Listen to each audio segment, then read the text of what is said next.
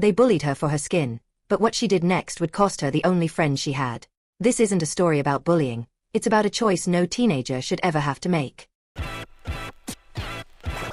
When 13-year-old Emmy stepped out of the van and onto the sidewalk of her new Manhattan neighborhood, she felt as though she were stepping into a brighter version of her life.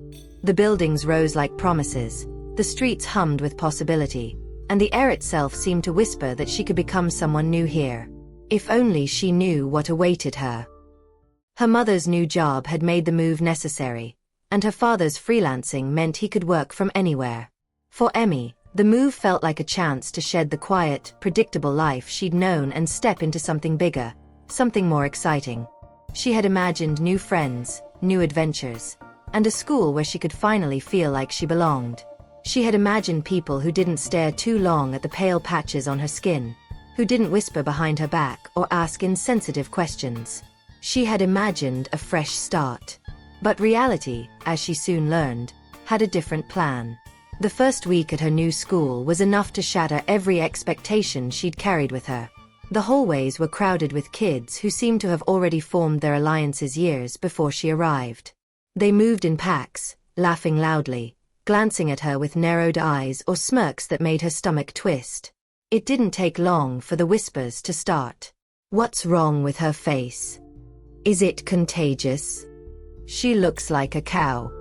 They talked about her skin condition like she was cursed, like the vitiligo was her fault. Their words stung more than she wanted to admit.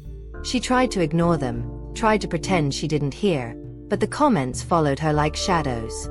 Some kids shoved her books off her desk when the teacher wasn't looking. Others snickered when she walked by. A few even lied to teachers about things she supposedly said or did, and though the teachers never believed them, the humiliation lingered.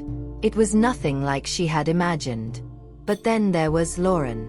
Lauren appeared in her life like a small, unexpected light.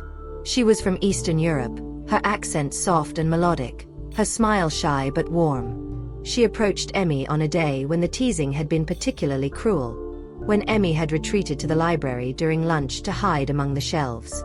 "Can I sit?" Lauren asked, holding her tray awkwardly. Emmy nodded, surprised.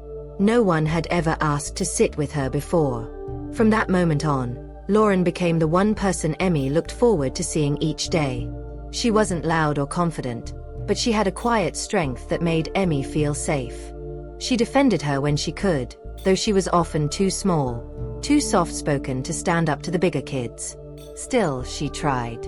And when she couldn't protect Emmy, she comforted her. "Bullies don't last," Lauren would say, her voice steady. "They grow up and regret everything.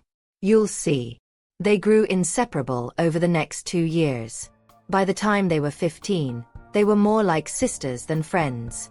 They spent afternoons in the library together, evenings doing homework over video calls, weekends exploring the city. Emmy still faced cruelty at school, but with Lauren beside her, it felt bearable. Then everything changed. Lauren's mother, her only parent, was killed in a car accident on a rainy Tuesday afternoon.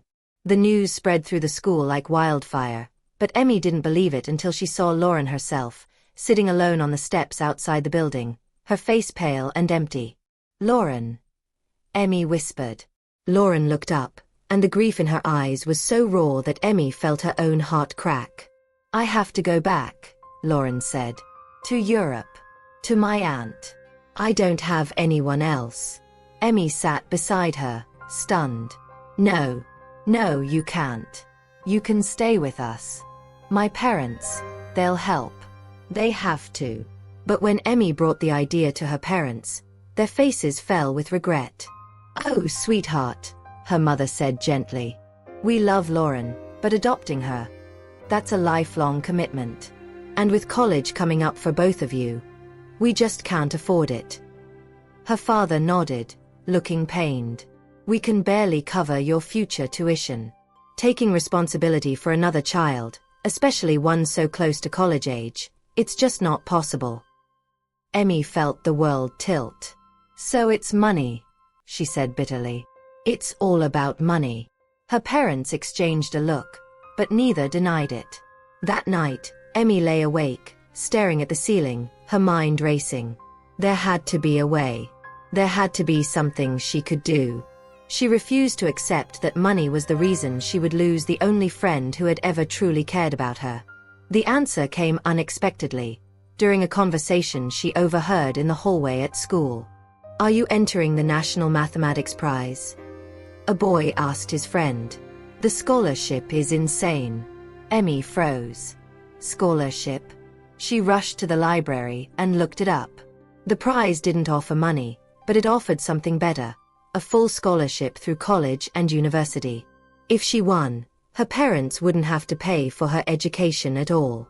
They could use the money they'd saved for her to support Lauren instead. A spark ignited inside her. What if she won? What if she could save Lauren? She didn't tell Lauren, not because she didn't trust her, but because she didn't want to give her hope only to crush it if she failed. Instead, she threw herself into studying. She spent every spare moment in the library, poring over textbooks, solving equations, practicing problem sets. She asked her math teacher for extra lessons, staying 2 hours after school every evening. But the more she studied, the less time she had for Lauren. At first, Lauren tried to understand. She asked if Emmy wanted to hang out, if she wanted to talk, if something was wrong. But Emmy always said she was busy. She couldn't risk losing focus, not when so much depended on her success. Gradually, Lauren stopped asking. Gradually, she stopped sitting with Emmy at lunch. Gradually, she stopped waiting for her after class. Emmy barely noticed. She was too consumed by her mission, too determined to win the scholarship that would save their friendship. She didn't see the hurt in Lauren's eyes, didn't hear the silence growing between them, didn't realize that Lauren believed she was being abandoned at the moment she needed Emmy most. And then, one day, Lauren simply wasn't there. Emmy told herself she would fix everything after the competition. She would explain everything. She would make it right. The National Mathematics Prize was held in a massive auditorium filled with hundreds of students from across the country. The problems were harder than anything she had ever seen. Her hands shook. Her heart pounded. But she pushed through, fueled by the image of Lauren's face, by the memory of her voice saying, "Bullies don't last." When the results were announced, Emmy felt her breath catch. She had won. She had actually won. She ran home, bursting through the door, shouting the news. Her parents hugged her, stunned and proud. And when she reminded them of their promise, when she told them that now they could afford to adopt Lauren, they agreed. Emmy didn't wait. She sprinted to Lauren's apartment building, taking the stairs 2 at a time, her heart soaring with hope. "Lauren," she called out as she climbed the stairs. She could not believe Lauren was going to be her sister now. But when she knocked on the door, a strange woman answered it. "Hey there," the woman said gently. "You must be Emmy." Emmy blinked. "Where's Lauren?" The woman hesitated. "She left this morning. Her aunt came to take her back to Europe." The hallway swayed. Emmy gripped the doorframe. "She's gone," she whispered. She closed her eyes, an effort to keep the tears from pouring. "But she's not going to be happy there," she whispered almost to herself. The tears escaped her eyes now. The woman watched her like she understood what she was going through. "I'm sorry," the woman said. "She asked me to tell you goodbye." Emmy walked home in a daze. The city around her felt colder, harsher, emptier than it ever had before. She had won the scholarship. She had done everything she could. But she had been too late. In her room, she sat on her bed and let the tears come. She cried for Lauren, for the friendship they had lost, for the silence that had grown between them, for the goodbye she never got to say. She cried for the irony of it all, that she had fought so hard to save Lauren, only to lose her anyway.